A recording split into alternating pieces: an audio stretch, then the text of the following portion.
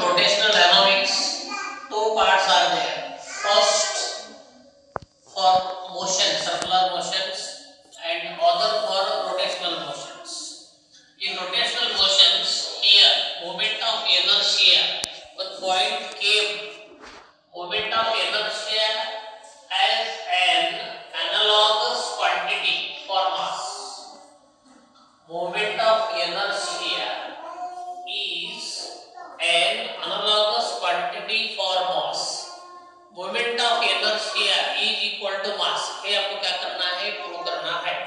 Okay, ये prove करने के लिए स्टूडेंट्स हम आपको कुछ एग्जांपल्स दे देंगे. एग्जांपल्स कैसे?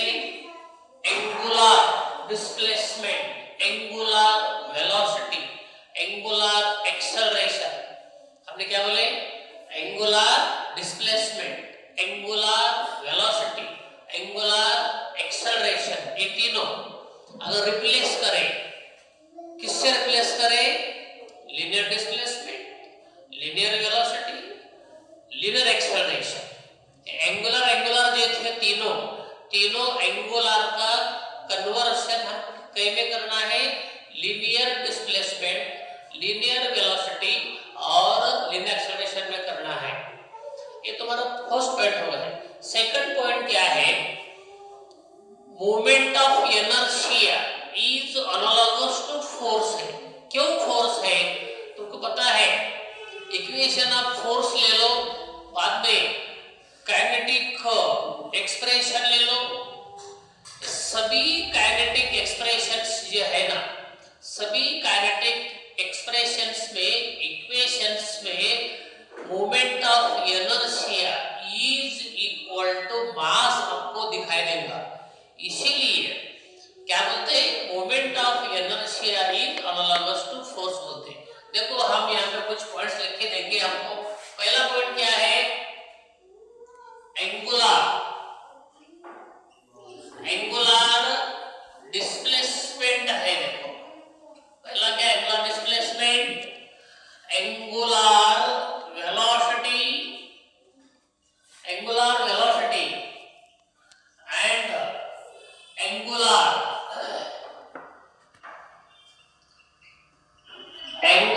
Acceleration. Angular acceleration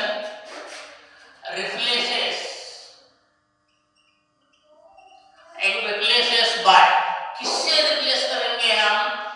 linear displacement. Linear displacement से हमने रिप्लेस करे लीनियर वेलोसिटी, लीनियर वेलोसिटी से रिप्लेस किए, और linear acceleration, linear acceleration, linear acceleration respectively. ये हमने क्या किया है? रिप्लेस किया है. ओके, बाद में आपको पता है, this is our first point. Second point क्या है students? Torque is analogous to force है. सेकंड पॉइंट क्या है students?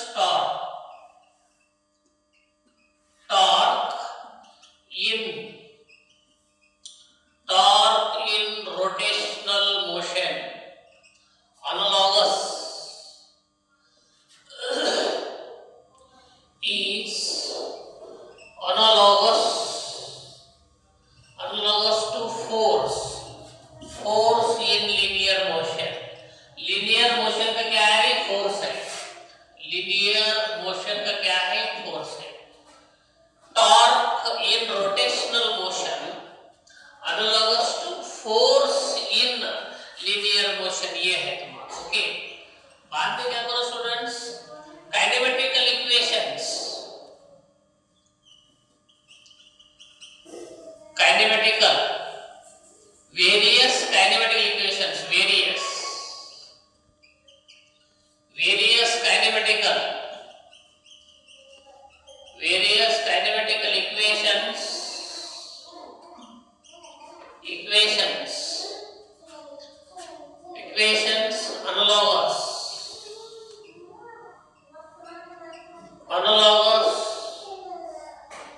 analogous to mass. Okay, example हम यहाँ पे आपको दे देंगे। फॉर एग्जाम्पल्स, एग्जाम्पल देखो, एग्जाम्पल क्या है स्टूडेंट्स, ये देखो मोमेंट ऑफ इनर्शिया है, मतलब आई को क्या बोलते हैं, मोमेंट ऑफ इनर्शिया का फार्मूला है, कितना फार्मूला है, mr² है, कितना फार्मूला है, mr² है। ओके, तो इधर वाला कौन है, आई है, आई को क्या बोलते हैं, मोमेंट ऑफ इनर्शिया बोलते हैं। इधर क्या है, m है, तो moment of inertia is analogous to mass. हमको क्या बोलना है, moment of inertia is analogous to mass. ये हमको क्या करना है, प्रूव करना है। therefore mi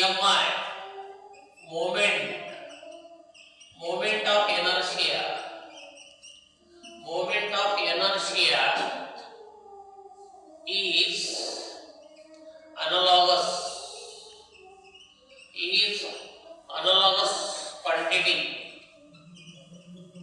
analogous quantity for mass।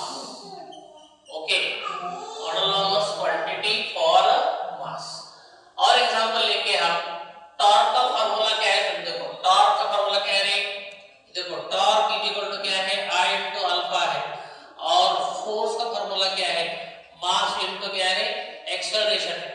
इधर एंगुलर एक्सेलरेशन है, इधर क्या है, लीनियर एक्सेलरेशन है। इधर क्या है, टॉर्क है, इधर क्या है, फोर्स है। अगर दोनों का हमने कंपैरिजन करके देखे तो ये angular acceleration is analogous to linear acceleration. इधर क्या है, मोमेंट ऑफ इनर्शिया है, इधर क्या है, मास है, तो moment of inertia is analogous to mass है। एनालॉगस का मतलब क्या है, this is equal to this. ये आपको क्या करना है, प्रूव करना है। इसको बोलते हैं टॉर्क, इसको बोलते हैं फोर्स। टॉर्क किसको बोलते हैं, मान के चलो फैन रिवॉल्विंग हो रहा, तो fan is performing rotational motion, and for performing rotational motion some force is necessary. जो फोर्स रोटेशनल के फॉर्म में आ जाता, रिवॉल्विंग में फॉर्म में आ जाता, उस फोर्स को क्या बोलते हैं, हम टॉर्क बोलते हैं। और जो लीनियर फोर्स रहता, लीनियर जो फोर्स है उसको क्या बोलते हैं, फोर्स ही बोलते हैं उसको। फोर्स और torque both are same. Force is applicable when body is moving in the straight line, and torque is applicable when body is revolving। समझो बॉडी रिवॉल्विंग हो रही तो कौन सा फोर्स लगता है, टॉर्क का फोर्स लगता है। और लीनियर एक स्ट्रेट लाइन में एक बॉडी मूव हो रही तो कौन सा फोर्स यूज करते हैं, अपना जो force is equal to mass into acceleration, ये फोर्स यूज करते हैं। तो हमने आपको क्या बोल दिया है, torque is analogous to force होता है। अगर torque is analogous to force है तो यहाँ पे अल्फा यानी एंगुलर एक्सेलरेशन है, यानी ये यानी लीनियर एक्सेलरेशन है। Angular acceleration is analogous to linear acceleration है। दिस इक्वल टू दिस तो हो गया, तो दिस इक्वल टू दिस हो गया, तो क्या लगा यहाँ पर, आपको क्या बोलते हैं, मोमेंट ऑफ इनर्शिया बोलते हैं, हमको क्या बोलते हैं, मास बोलते हैं। हमको क्या प्रूव करना है, moment of inertia is analogous to mass, ये हमको प्रूव करना है। वही अपना पॉइंट है 1.5। ये पॉइंट पे आपको क्या प्रूव करना है, how moment of inertia in rotational motion is analogous quantity for mass in linear motion. इसीलिए हम क्या बोल रहे हैं, moment of inertia is analogous to mass. Okay, ये हमने क्या कर दिया, आपको प्रूव कर दिया है। सब कुछ समझ आया है? ओके, तो लिख लो आप ये expression for kinetic energy of rotating body. ये VIMP है, यानी बोर्ड में तुम्हारे को ये प्रॉब्लम आ जाता, ये डेरिवेशन आ जाता, और डेरिवेशन आने के बाद उसका आपको फार्मूला मिल जाता। कुछ टाइम में फार्मूला देखिए, फार्मूले के ऊपर कुछ प्रॉब्लम आ जाते हैं, एमसीक्यूज में इसमें आ जाती है, इसलिए ये पॉइंट बहुत ही इंपॉर्टेंट है। तो kinetic energy of rotating body का फार्मूला किस तरह से हमको प्रूव करना है, यहाँ पे देखो स्टूडेंट क्या है ये, what is this, this is the rigid body है। ओके, रिजिड और नॉन रिजिड ऐसे दो बॉडी रहती है। रिजिड किसको बोलते हैं, जिसके ऊपर अगर हमने फोर्स अप्लाई करने के बाद उस बॉडी का शेप और साइज चेंज नहीं होता, उसको क्या बोलते हैं, रिजिड बॉडी बोलते हैं, रिजिड बॉडी, जिसके ऊपर हमने फोर्स अप्लाई कर दिया तभी उसका शेप और साइज चेंज नहीं होता, उस बॉडी को हम क्या बोलेंगे, रिजिड बॉडी बोलेंगे। और जिस बॉडी के ऊपर फोर्स अप्लाई करने के बाद उसका शेप और साइज चेंज हो जाता, उसको बोलेंगे नॉन रिजिड बॉडी बोलेंगे। ठीक है, अभी ये कौन सी बॉडी है, रिजिड बॉडी है। रिजिड का मतलब हमने बता दिया है, इसके ऊपर अगर फोर्स अप्लाई किया तो क्या होने वाला नहीं है, उसका शेप और साइज चेंज होने वाला नहीं है। ठीक है, ऐसी बॉडी है ये। तो हम क्या करेंगे, पहले एक ऑब्जेक्ट है, consider object of rigid body is rotating with constant angular speed, constant angular speed से रोटेट हो रहे about its axis perpendicular to the plane of paper. इस तरह से ये रिवॉल्विंग हो रही, कैसे हो रही, देखो, कंसीडर क्या बोलेगा आपको, consider an object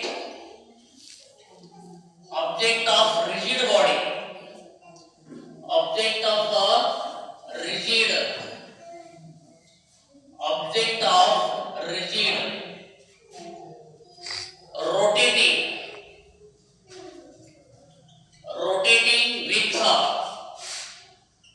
rotating with constant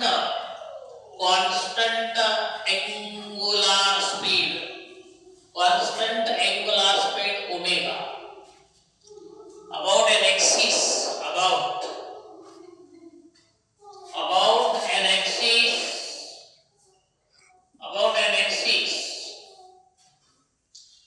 perpendicular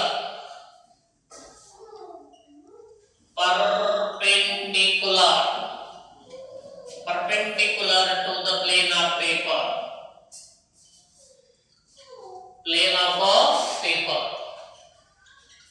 student हमने क्या बोल दिया, देखो रिजिड बॉडी है, रिजिड ऑब्जेक्ट है, ऑब्जेक्ट ऑफ क्या है, consider object of rigid rotating about its axis, okay, और पासिंग थ्रू कैसा है, centre perpendicular to its length है, देखो कैसा है, consider an object of rigid rotating with constant angular speed, उसकी स्पीड कैसी है, कांस्टेंट है, देखो ओमेगा कैसा है, कांस्टेंट है। Again about an axis passing through centre,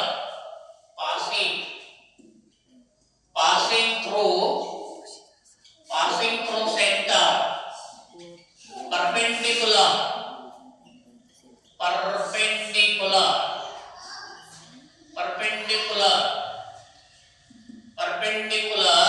to plane of paper,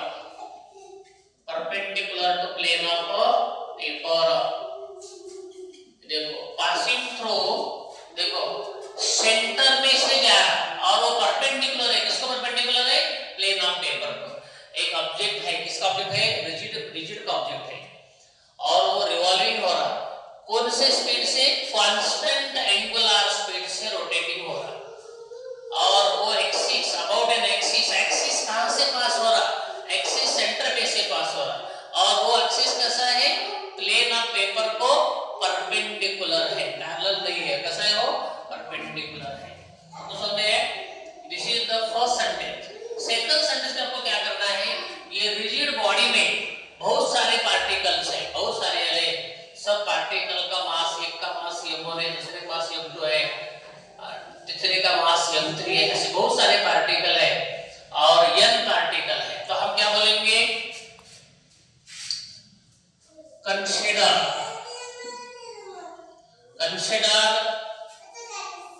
object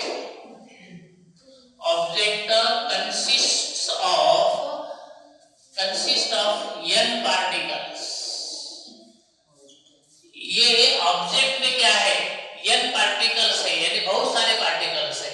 consider object consist of n particles, इस object में, रिजिड ऑब्जेक्ट में n पार्टिकल्स है, बहुत सारे पार्टिकल्स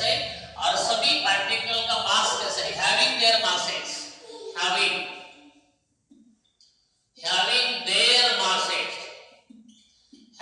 their masses, उनके masses कौन से पहले पार्टिकल का मास m1, दूसरे पार्टिकल का मास m2, इस तरह से n पार्टिकल का मास mn ऐसा लिखा है।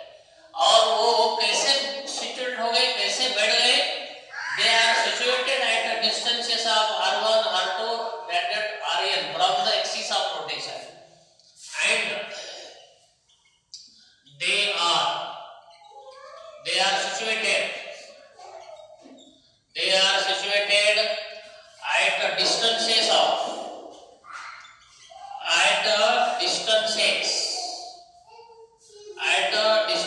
of r1, r2, rn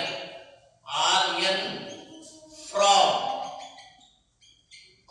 the axis of rotation. Students, you see here, हमने क्या बोल दिया है? एक ऑब्जेक्ट लिया है, ऑब्जेक्ट पे n पार्टिकल्स है, सभी पार्टिकल के मासेस कौन से हैं? m1, m2, mn है, वो बढ़ गए। r1 डिस्टेंस है किसका? पार्टिकल फर्स्ट का, r2 डिस्टेंस है पार्टिकल सेकंड का, rn डिस्टेंस है पार्टिकल n का। कहां से? From the axis of rotation, ऐसा आपको बोलना है, ठीक है? एक ऑब्जेक्ट है, ऑब्जेक्ट में n पार्टिकल्स है, सब पार्टिकल के मासेस m1, m2, mn है। They are situated at the distances of r1, r2, r3 rn from the axis of rotation, ऐसे हमने बोल दिया है। बाद में आपको क्या करना है स्टूडेंट्स? ये ऑब्जेक्ट की एंगुलर स्पीड तो कांस्टेंट है, लेकिन हर पार्टिकल की लीनियर वेलोसिटी डिफरेंट है। ये देखो कैसे मालूम है?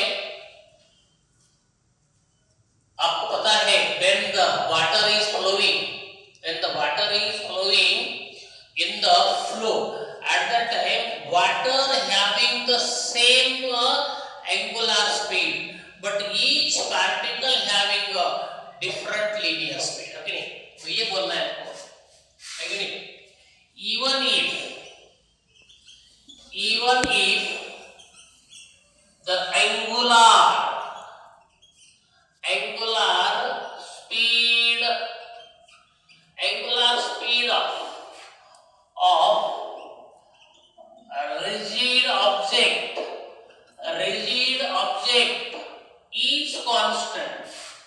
rigid object is constant, but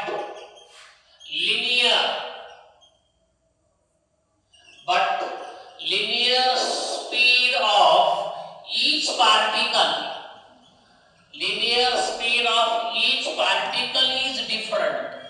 सभी पार्टिकल की लीनियर स्पीड डिफरेंट है। वो कैसी है?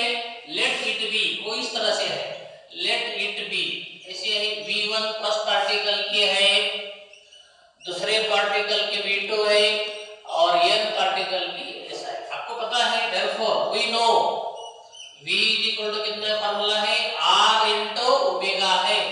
therefore vm r1 omega and v2 r2 omega, vn कितना है? rn omega। इस तरह से फार्मूले आ जाते हैं। अगर यहाँ पे कैसे मालूम है?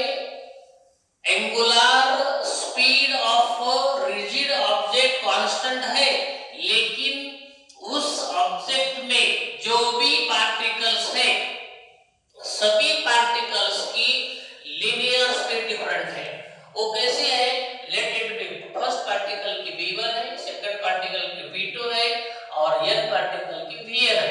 हमने क्या किया है? ये जनरल आपको फार्मूला पता है, v r into ओमेगा है, तो फर्स्ट पार्टिकल की वेलोसिटी r1 into ओमेगा हो गई, सेकंड पार्टिकल की linear velocity r2 into omega हो गई, n पार्टिकल की linear velocity rn into omega हो गई। अभी हम क्या करेंगे? ये तो तुम्हारी लीनियर वेलोसिटी हो गई, तो kinetic energy of the force particle, kinetic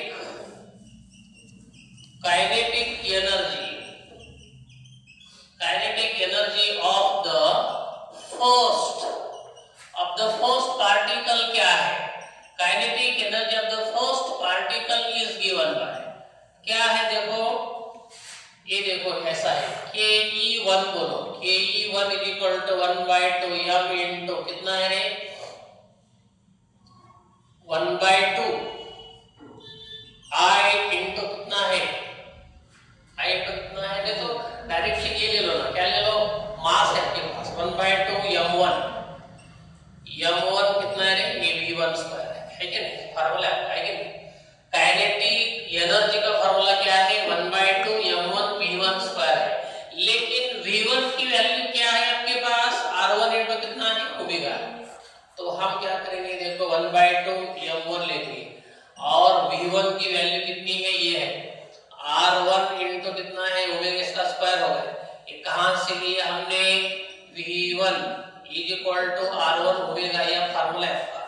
तो इसीलिए kinetic energy of the first particle, ये r1 का स्क्वायर होगा, ये ओमेगा का स्क्वायर होगा, kinetic energy of the first particle का फार्मूला आ गया 1/2 m1 r1 square omega square. पहले तो हमने लीनियर में लिए थे 1/2 m1 v1 स्क्वायर लिए थे, v1 की वैल्यू यहां से लिए हमने r1 ओमेगा इसका स्क्वायर, इसीलिए इसका स्क्वायर करने के बाद 1/2 m1 r1 square omega square आ गया। What is this is kinetic energy of the first particle. अभी क्या करेंगे, सिमिलरली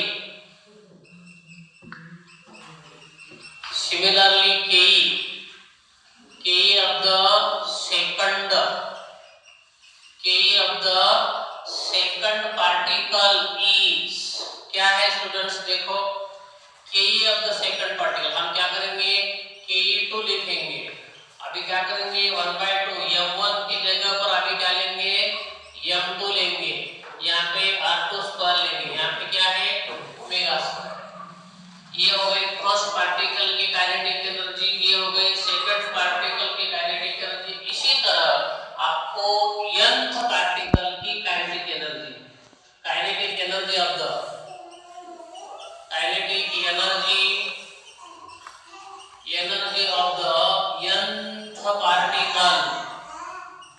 nth पार्टिकल इज क्या हो गया KEN इज इक्वल टू कितना है 1/2 mn और rn क्या हो गया स्क्वायर, ये ओमेगा स्क्वायर। ओके, इसी तरह फर्स्ट पार्टिकल की ये आगे देखो students, this is first equation है, kinetic energy of the second particle आ गया, kinetic energy of the nth particle, ये 3 इक्वेशंस आपको प्राप्त हो गए यहाँ पर। लेकिन बाद में हमको क्या करना है, ये सभी पार्टिकल की काइनेटिक एनर्जी निकाल रहे हैं, लेकिन kinetic energy of the rigid object is equal to sum of kinetic energy of the rigid object is equal to sum of energies of all particles. सभी पार्टिकल के काइनेटिक एनर्जी की क्या करना है, सम लेना है, उसकी बेरीज लेनी है। तो वो करने के लिए थोड़ी जगह की जरूरी है, मेरे ख्याल से आप यहाँ तक लिखो, आगे वाला पार्ट हम थोड़ा टाइम करेंगे। तो दिया है kinetic energy of the n particle, समझो ये पार्टिकल का है, अगर आपने ये पूरा रिजिड ऑब्जेक्ट काइनेटिक एनर्जी है तो sum of the kinetic energy of all the particles. Okay,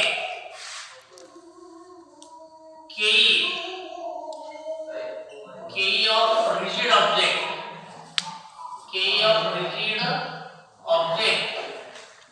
is equal to sum of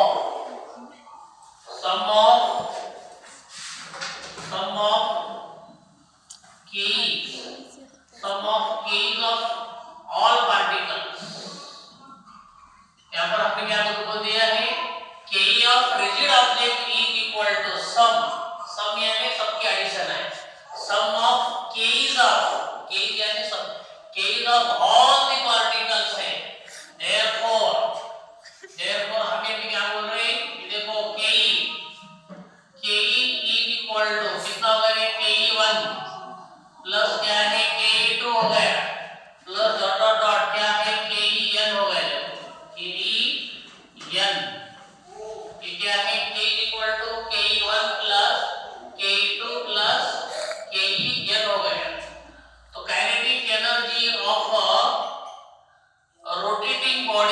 rotating object is equal to पहले पार्टिकल की देखो कितनी है 1/2 m1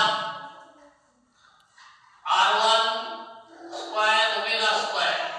दूसरे पार्टिकल कितनी है 1/2 m2 r2 square omega square है प्लस प्लस। और nth पार्टिकल कितनी है 1/2 mn rn स्क्वायर और ये क्या है ओमेगा स्क्वायर है। अभी हम क्या कर सकते हैं यहाँ पे 1/2 कॉमन निकालेंगे और इधर ओमेगा कॉमन निकालेंगे। अंदर क्या आ जाएगा m1 r1 square m2 r2 square plus plus plus.